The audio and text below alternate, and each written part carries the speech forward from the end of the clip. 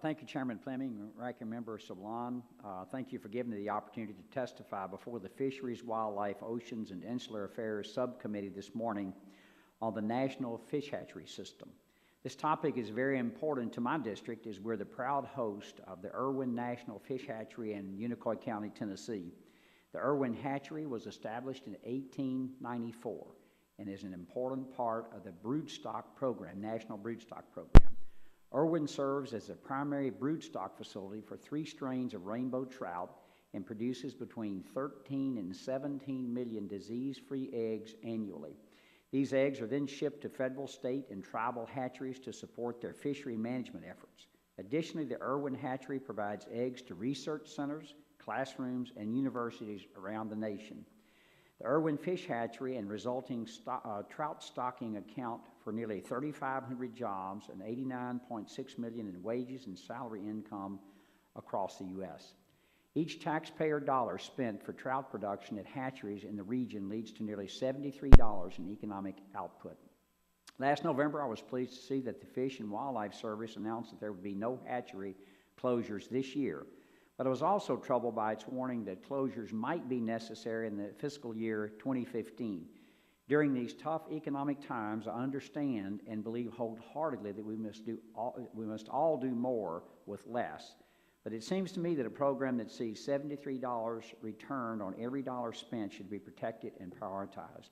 The omnibus funding bill included important funding for these programs, and thanks to the leadership of Senator Lamar Alexander, includes a stipulation that none of the funding included in the Department of Interior's budget can be used to close fish hatcheries.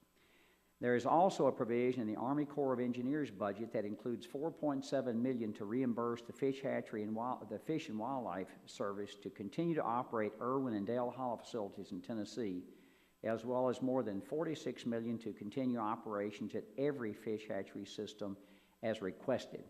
The Tennessee Valley Authority has also worked with Fish and Wildlife to assist in providing the funds needed to continue hatchery operations, and I commend them for this.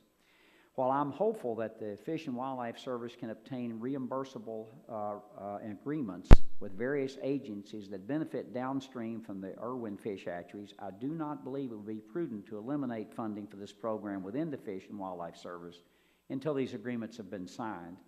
Fishing benefits a whole host of businesses and provides tourism dollars to many regions.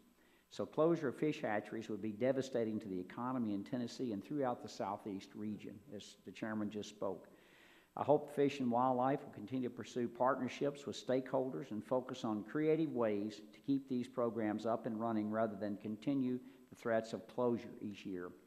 Thank the subcommittee for holding this hearing on this important issue and look forward to working with my colleagues to preserve these hatcheries for years to come. And just as an aside, Mr. Chairman, I've actually been to the hatchery many times in my district and have stepped out in the water with waders and actually retrieved the eggs. It's really remarkable what's done. And what's also remarkable is that the vision just 5 years after the cessation of the most violent war that's ever been, the Civil War that occurred on this country, that the leaders had the vision to begin to look at our natural resources in this nation in 1870.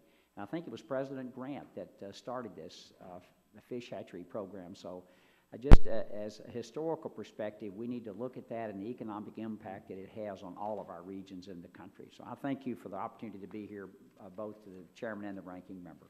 I yield back.